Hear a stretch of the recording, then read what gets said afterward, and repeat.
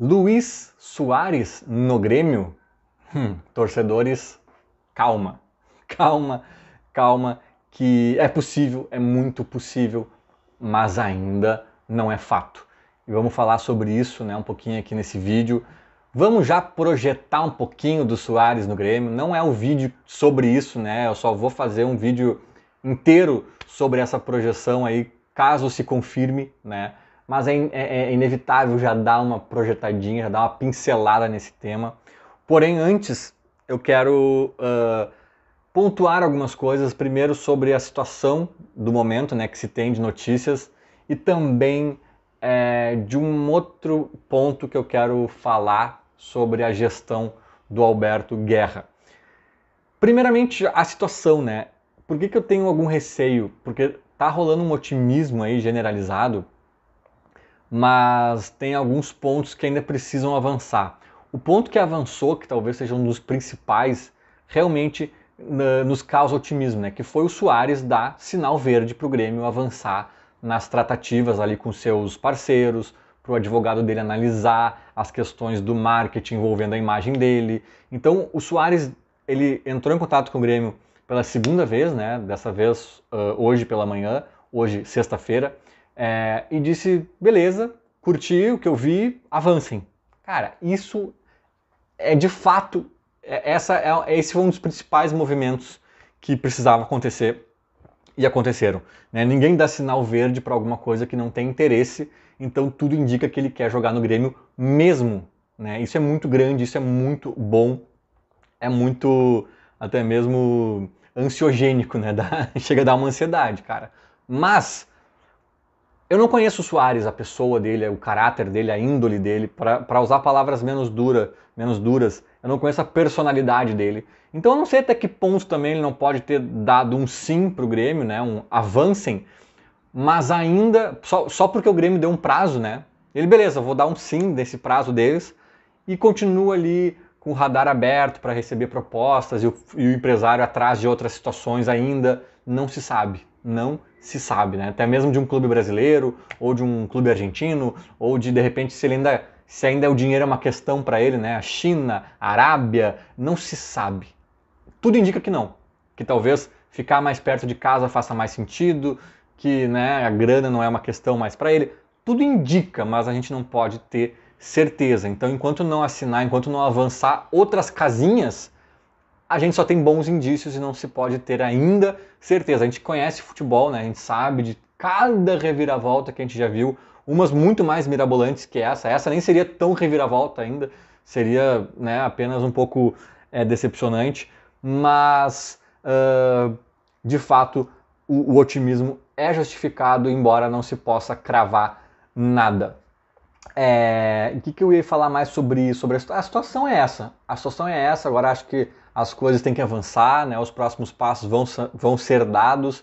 A gente vai entender também como o Soares vai agir quando tudo estiver alinhado e a bola estiver com ele. Beleza, então vem, então assina, então agora é contigo. Se ele vai enrolar, se ele vai... Não, beleza, é isso mesmo, vamos embora.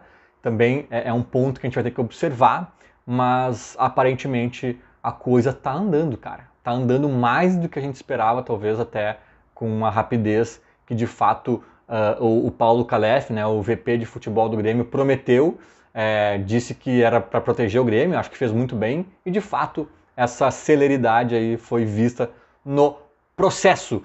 Aí antes de dar uma leve pincelada, né, no tamanho dessa contratação aí que pode se concretizar, eu quero pontuar uma coisa importante aqui, tá? Durante a campanha, as eleições do Grêmio, né, muito se acusou o Alberto Guerra, a gestão do Guerra como um todo, de usar o Soares para fins eleitoreiros, assim, né, politiqueiros. É tipo assim, o cara tá, sabe, jogou ao vento aí uma baboseira qualquer para ganhar voto dos associados. E na época eu já disse assim, cara, porque eu me envolvi de alguma forma assim, né, na campanha, não é que eu me envolvi na campanha, mas eu tinha contatos com pessoas ali de dentro que, de fato, essas sim estavam bem envolvidas na campanha, e eu acompanhei algumas coisas como estavam se dando, conversava com algumas pessoas especificamente, e eu disse aqui, neste canal, em algum vídeo ou em alguns vídeos, cara, nas redes sociais também devo ter dito, olha, sinceramente, a gestão Guerra quer o Soares de verdade, e muito, quer e muito. Se vai vir, são outros 500, até acho que não, falei naquela época, né? Falei naquela ocasião. Muito difícil, tem muitas questões aí no meio, mas eles querem muito, não é bravatinha politiqueira, eleitoreira, não é. Podem ter certeza, pelo menos, é claro, né? A minha impressão, eu poderia estar sendo enganado também, mas a minha impressão, vendo a coisa um pouquinho mais de dentro, não era essa, e eu dei minha cara a tapa aqui para dizer que não era. E depois, o próprio Soares, na Copa lá, falou que realmente agradeceu aos contatos do Grêmio, disse que estava muito honrado, e até chamou atenção, né? Respondendo lá a pergunta, acho que foi do Rodrigo Oliveira, lá na Copa, o Soares até disse que ele, porque as notícias que a gente tinha aqui é que ele tinha negado, né? Não, ele vai para os Estados Unidos, negou o Grêmio, mas beleza, o Grêmio tentou, beleza, tudo certo. E ele não negou, né? Lá na Copa, o que ele fala é que ele estava focado na Copa e que ia pensar no futuro dele depois. Me chamou atenção na época, assim, ué, não tinha negado? Por que ele não agradeceu, mas disse que o futuro dele era em outro lugar e tal? Deixou em aberto aquilo ali, já me chamou atenção, e aí a gente soube, né, que talvez o intuito dele de fato era morar nos Estados Unidos, mas deu treta lá com a MLS, acho que era com o Los Angeles Galaxy, talvez, mas questão da liga lá, né, do teto de salários, tinha uma questão específica lá que deu zebra e melou o negócio nos Estados Unidos, e aí o jogo se reconfigurou e o Grêmio voltou para o tabuleiro, foi meio que isso que aconteceu. E hoje ele tem uma proposta nas mãos do Grêmio, do Cruz Azul do México, né, que são bem diferentes. O Grêmio tem um projeto, o Grêmio tem a questão da proximidade com a casa dele, uma cultura que ele está mais habituado, Libertadores e papapá. Não neste ano, né, que vem, mas assim, né, tem o anseio da Libertadores depois e tudo mais. E o Cruz Azul tem a seu favor o dobro, mais que o dobro de grana mensal que o Grêmio está oferecendo. Pelo que dizem, é mais que o dobro. Né? Então, grana, se ele quer ainda grana, ele vai para o México e já era. Mas, como eu estava dizendo aqui, mesmo se ele for para o México, tá muito claro que, né, dado todo o cenário que a gente está vendo, tudo que ele tem feito, tudo que o Grêmio tem feito, né, e todas as situações que já aconteceram, estão acontecendo, tá mais do que claro de que não era bravatinha politiqueira e era de fato um anseio. Ah, mas era pertinente eles falarem isso na campanha? Claro, né?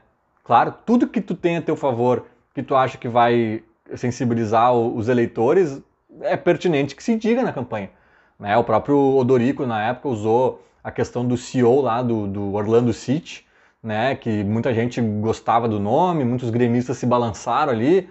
Tá tudo certo, se eles de fato contataram o cara, de fato o cara acenou com a possibilidade de trabalhar aqui, que usem, né? O Guerra acenou com a possibilidade acenou com o fato de ir atrás do Soares. Se ia conseguir ou não, não se sabia naquele momento, e até hoje ainda, né, a gente estamos ansiosos para saber, mas era verdade, né? E agora eu acho que está mais do que claro que era uma verdade. Mas enfim, se o Soares vier, a coisa vai ser muito grande, né? É um cara que é multicampeão por onde passou, fez parte de um dos melhores times do século, talvez, ali do Barcelona, com Messi, Neymar, e enfim, né? O cara é um goleador nato. 35 anos, a idade não, mais novo que o Diego Souza. A gente vê o Diego Souza aí dando um caldo aos 37, né, cara? E pesadinho e tal. O Soares não que seja tão leve, mas não tá fora de forma, bem pelo contrário. Centroavante também, e 35, até mais novo. Então, cara, dá para pensar que em campo, né, além de todo o simbolismo e marketing, não sei o que, dá para pensar que em campo ele pode ser sim muito útil ainda. E é um cara que, sinceramente, a grandeza dele eu vou resumir aqui uma pequena opinião minha, assim, né, pessoal que eu tenho. Eu tenho a idade do Diego Souza, eu tenho 37, e ao longo dos meus 37 anos, assim, a Copa de 90 é a primeira que eu lembro de ter visto, tá? Eu nasci em 85, né? Então, 86 eu não lembro. A de 90 eu lembro bem, uma meia boca, assim, lembro de uns slides, assim, da Copa, lembro de umas imagens meio perdidas. A de 94 eu lembro perfeitamente. A de 94 eu acompanhei, mas vamos lá. Tá, 90 eu vou tirar da conta. 94, 98, 2002, 2006, 2010, 2014, 2018, 2022. Se eu não fiz nenhuma cagada aqui em matemática, tirando a de 90, eu já vi 8 Copas. Vi bem, né? Vi de acompanhar bem, assim, 8 Copas.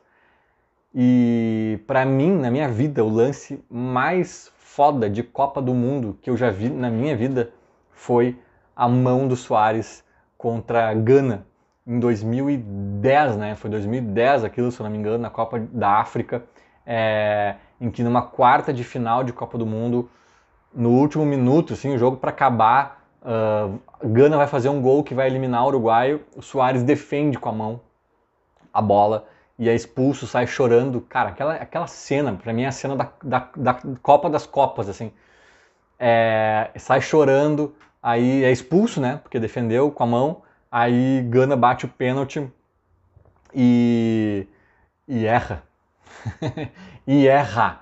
Aí tem ele chorando, assim, daqui a pouco, só que ele tá saindo meio que olhando a cobrança ainda, daí daqui a pouco aquele choro se transforma em vibração, né, em choro de alegria e explosão. Aquilo ali para mim é sensacional e simplesmente o Uruguai se classifica para a semifinal de uma Copa do Mundo graças àquela salvada épica de Luizito Soares e esse cara, o responsável pela maior cena de Copa do Mundo que eu já vi na minha vida, pode estar chegando ao Grêmio. Esse é só um pedacinho do Soares aí que eu estou colocando na discussão, né? Porque ele ainda não é do Grêmio. Depois, se ele for, a gente pode aprofundar mais essa grandeza dele, esse tamanho dele, mas já fica aí uma palhinha, né, do que pode estar por vir. Vamos acompanhar. Haja coração, amigo ligado no YouTube. E quando tiver notícia, certamente, né, vai ter mais vídeo aqui, seja notícia positiva,